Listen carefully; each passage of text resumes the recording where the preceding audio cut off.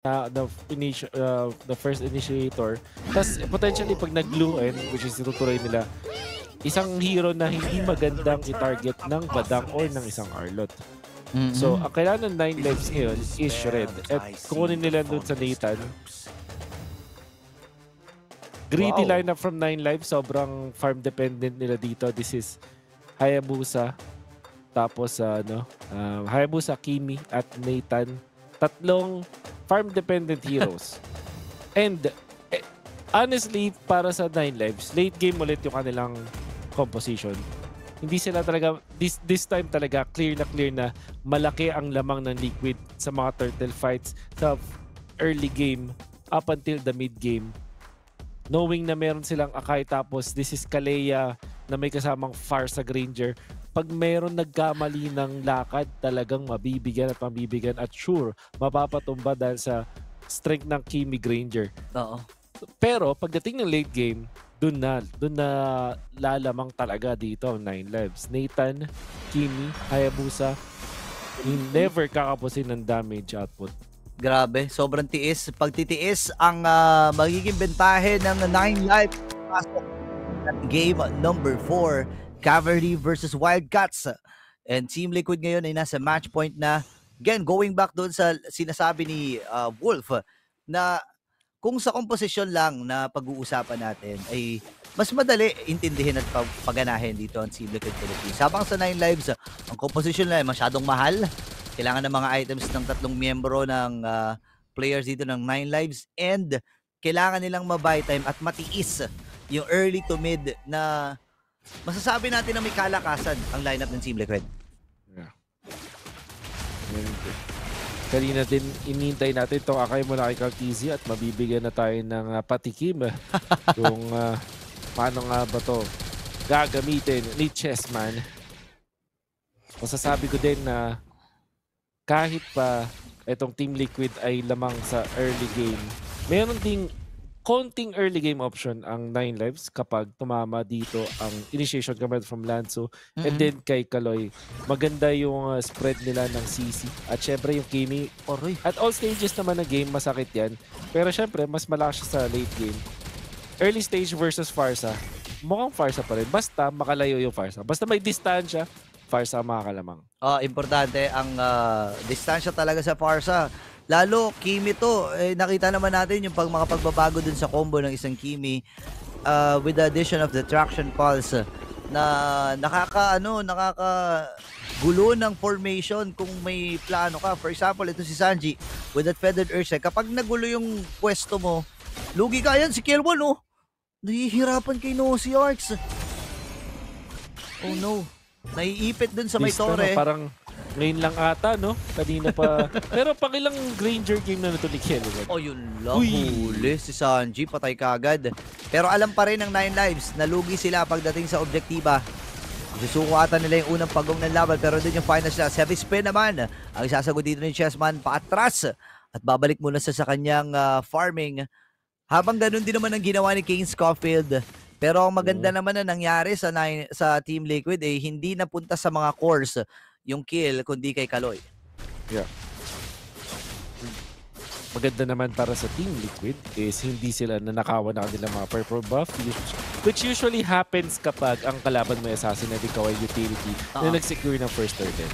So yun na, Purify na gamit. Habang yung Fist Break and Fist Crack nabitawan dito ng 9 lives. Alam ngayon ng Team Liquid na may kabawasan sa kits dito ang 9 lives.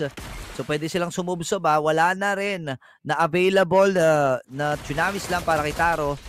Pero yung Tidal Strike lang parang para sa kanya mas yun yung mas concern no? Yung Tidal Strike. Yeah, kasi may konting displacement, di ba?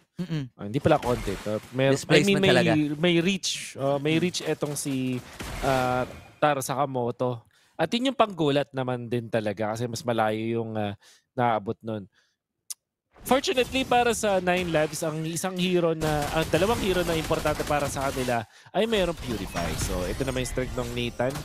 At sa ngayon nakikita na natin na nakaraos itong si Nosy Arcs sa early game. Oo nga yun naman talaga yung kailangang tiisin ni Nosy Arcs, no? Nakakalabang pa nga siya against sa Kielwon. Ngayon, available na rin yung glowing one para kay Stay Freaky. So mas inuna niya 'to kaysa sa ibang mga item dahil nga naman gusto niya ng pantunaw, lalo yung sustain power ng Team Liquid ay sobrang taas, 'no? Mhm. Uh, no CRX already with the Feather of Heaven. But maghintay pa yan na kanyang third item. Ang isang Op. bagay siguro na na-achieve ng 9 lives na hindi nila pa nagagawa for the first 3 games is pigilan si KL1. Nasa ngayon wala pang Sky Piercer. Kanina 420 meron eh. Oo nga, Ngayon medyo bumagal. O yun na, final slash na gamit. Final strike ay bibitawan. Lanso ngayon, pumunta na sa may bandang likod. Kane Scorpion ang nagtagumpay doon sa bagong. Ngayon lalaban na, 5v5 ang magiging aksyon. Shadow kill! Nahuli kagad itong si Sanford. At maagang kill para kay Kane Scorpion kasama pa yung pagong. 9 lives. Activating si Arch doon. Pero most importantly, napigilan nila si Chessman. Hindi nila tinigilan. Yun nga, okay. Buti na pa heavy spin at nakatakas. Pero dahil sa mga naging tagpo na yun, ay mangyayari din sa may bandang itaas. Flicker naman ang isasagot ni Kaloy. Sanji with that wings by wings. At hindi nila napigilan si NoSharks. May tendency mabasag. Ayun na nga. Napasag na yung Torres sa may bandang itaas. At ang ibagsabayan pa dito si Sanford. Napaspread na. At si Kane ay napalalim at nabigyan dito ng Team Liquid. First death dito coming out from Mr. Sanford. Hindi siya ganun kabilis makaporma. At nagagalo pa siya ng NoCRX with a nice purify from NoCRX, but iba yung laban nangyari dito. Ayan na, binitbit na itong si Lanzo. Patay siya sa kamay ng Team Liquid at si Chessman na nakakuha. Kailangan lang bumawi paunti-unti dito ni Carl TZ. At doon sa may bandang ibaba, may trade na gagawin. Makakaabante ata sila doon sa may bandang itaas. Buti na lang ay nandun. At nakamatsyag na rin itong si Sanford. Chessman with that purple buff. Naipagsabayan na si Minju. Pero kaya niya kasing tanggihin yan eh. Yep. This point. So, that's first, Sky Piercer, which is gonna be kay Stay Freaky ngayon para sa 9 lives. Nagkaroon na ipit din sa gitna. Bilis! O yun, nahuli. Patay ka agad. Ito si Sanji. Ipit ata. Kitaro sa kamoto. Pero mabol pa! Sakto din yung vengeance sa dash. At iipitin nila din si Chessman. Alam nila na wala ng heavy spin. Sa likuran naman, si Sanford ay hahabol. Sino ang kanyang sasampahan? Si Lanzo sana, pero hindi na pipilit itong si Sanford. Hindi nila mapaawat itong si NoSharks. Kahit may mga bouncer sa Gedli, hindi pa rin naawat yung pagbasag ng Torres sa taas. At alam mo yung pinaka-notable dito para sa 9 lives? Sinabi natin na maganda yung early game ng Team Liquid, pero second and third turtle na punta sa 9 lives. Ang kanilang ginawa ay bigyan si Chessman. Naging bonus na lang dun sa third turtle na napatay nila si Sanji kasi nagkamali nga ng pwesto dun si Sanji. Pero it's clear na ang MO ng 9 lives ay puruhan etong si Chessman. Carl TZ, although meron siyang heavy spin, kapag nag-heavy spin siya at half HP na siya, siya pa yung mapapasama. So 9 lives, bago pa magkaroon ng tamang pwesto, etong si Chessman, binibigyan na agad nila. Ayan na, may bigayan ding naganap si Kaloy. Hindi nakapindot, maski yung arrow niya, yung up, down, left, right, hindi nga niya nagalaw.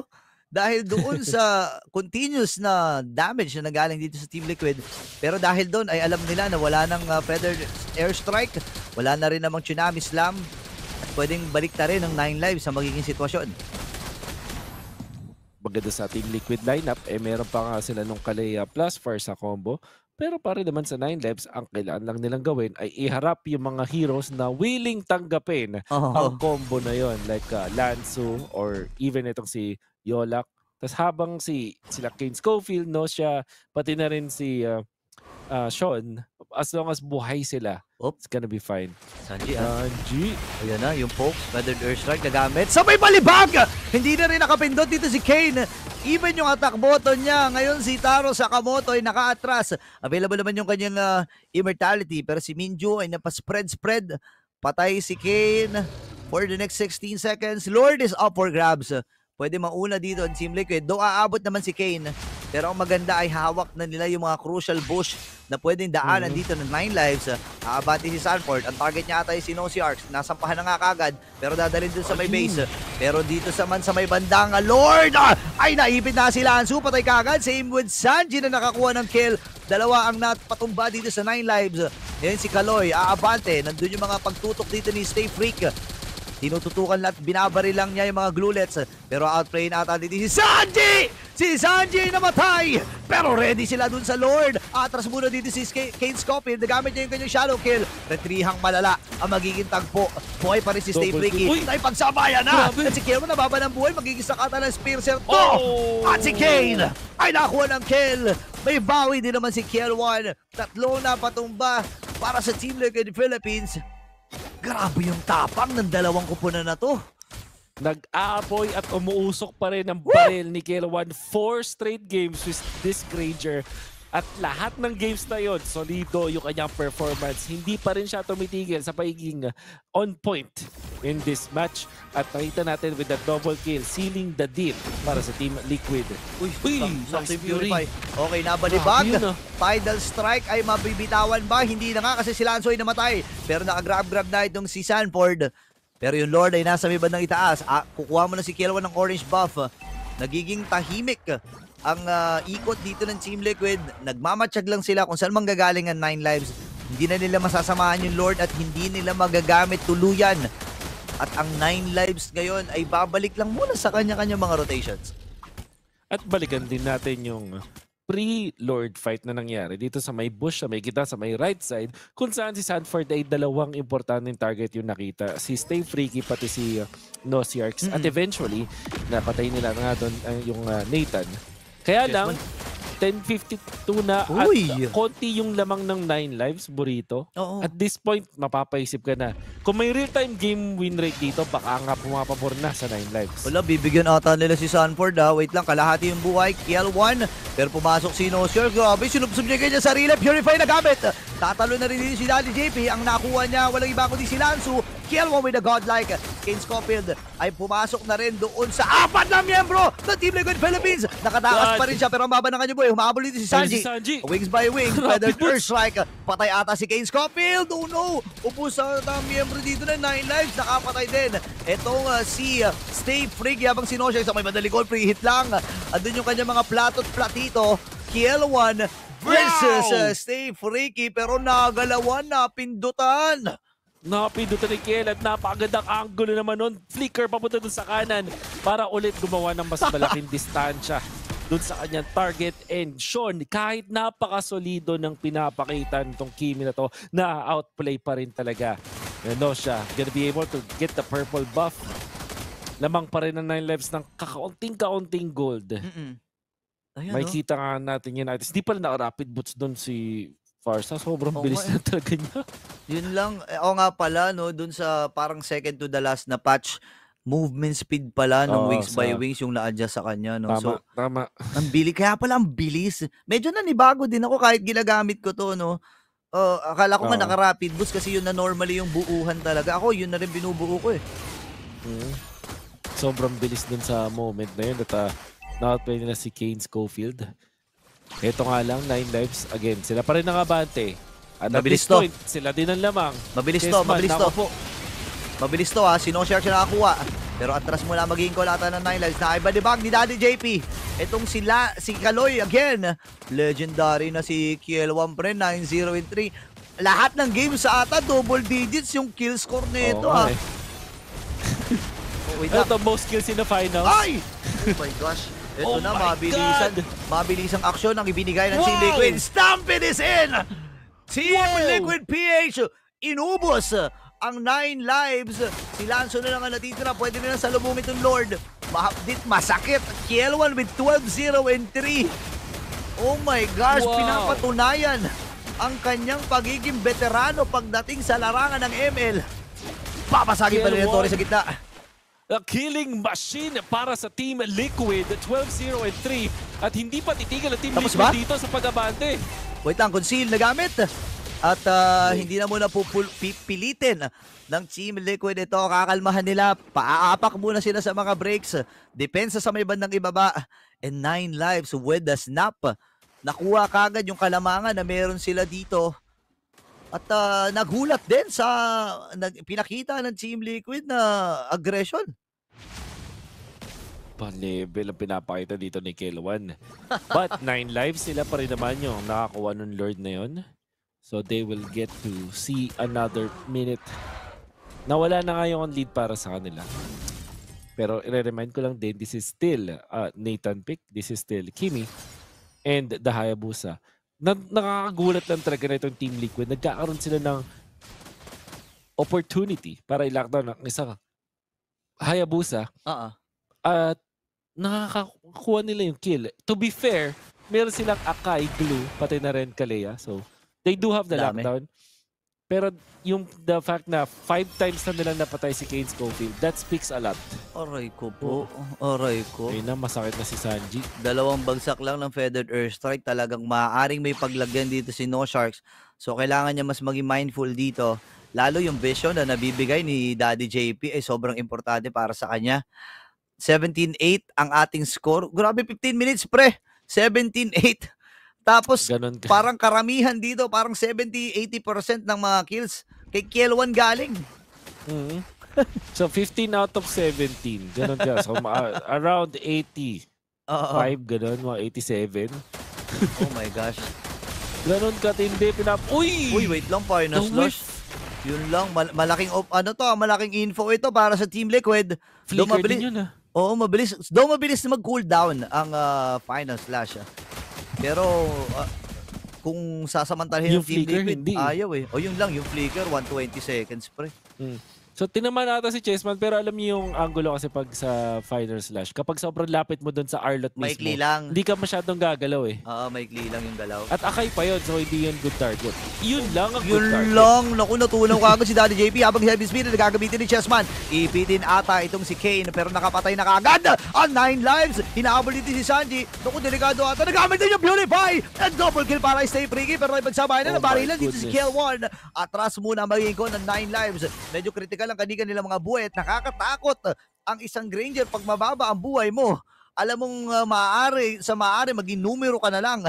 So 9 lives ngayon, kokontrol muna ng flow ng minions, lalo na dito sa gitna kasi mega minions ito na dala-dala ng Team Liquid.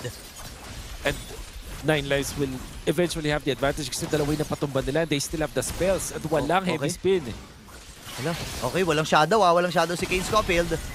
Pero aabutan ba? Ngayon nadala sa likod Kane Schofield with that Lord. Ang ganda ng flicker para dito kay Sanford.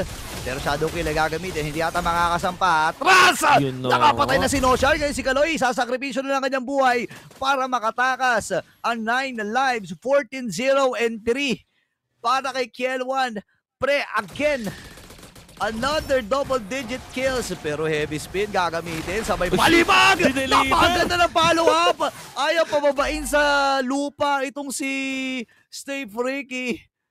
Grabe yung pasa na yun Grabe yung pasa. Alam mo yung ginawa kay Jason Terry nung Miami Heat? Oo! Yung tatlo. Tatlo sila nun eh. Hinagis kay Lebron pre, tapos hinighlight play. Dinakdakan. Tinomahawk.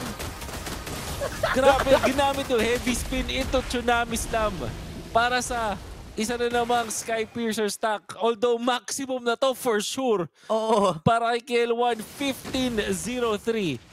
Pero, 9 lives, mamin. Kailangan ng pag-aralan. Yung Lord Dance nila. Kaiba. Talagang above the rest dito sa ating liga ngayon sa Cebol Qualifier. So far, sila yung pinakamaganda yung performances sa mga Lord Dance. And why do I say that? Kasi technically, hindi naman sa kanila yung kalamangan, pero nananalo pa rin sila dun sa mga Lord Dance at nakakuha pa ng mga kills na additional in the end. At sila nakakapag-secure nung Lord. Yun nga lang, ang Team Liquid, syempre meron pa rin championship mentality at nakakakuha pa rin ng mga hero third. So kahit naman naaagawan sila ng mga neutral objectives, Team Liquid still wins the war afterwards. At nakikita natin dito sa bakbakan natin at 18 minutes in na sobrang even pa nung game.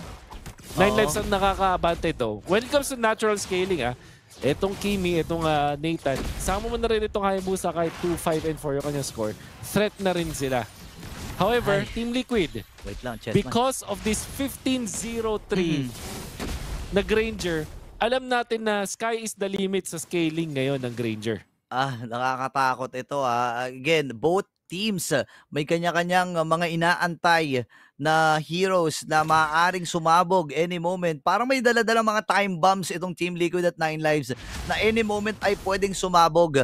Yun yung nararamdaman ko dito. Team Liquid, ganda ng pwesto ni Chessman. Para sa Vision, wala pa rin silang ideya na nandun sa may mahabang bush. Pero kapit, ayun, nakita na ng Shadow. Itong si Chessman, 15 seconds para doon sa Lord. Flow na lang ng minions ang inaalala ng Team Liquid dito at pwedeng humabol.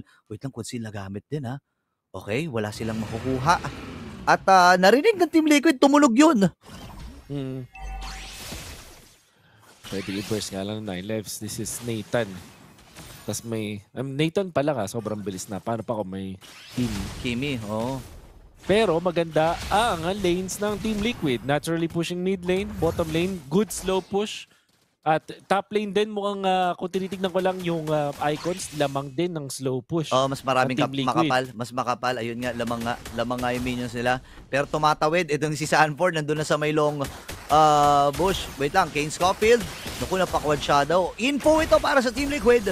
Pero andun yung Tsunamis lang. Babalik si Kane Scofield. Federation kamay nabitawan na yung Sanjit. Nakapatay kagad. Kaloy ay matutumba sa kamay dito ng Team Liquid. Si Chessman nababa ng buhay. Pero andun yung final slash para kay Lance. Supap yung mga emo. Dahil mamamatay si Chessman. Ready ang Team Liquid na umatras. Nakadalawa na kagad si Stay Freaky. Forced na rin yung sanib para dito kay Sanford. Patay ata itong si Stay Freaky. Hindi na umabot yung immortality pero si Kane Scofield na magtatagumpay doon sa Lord. Pero si Sanjay Boy pa rin. Oh no! Wait lang, nagamit yung Mythic Crown.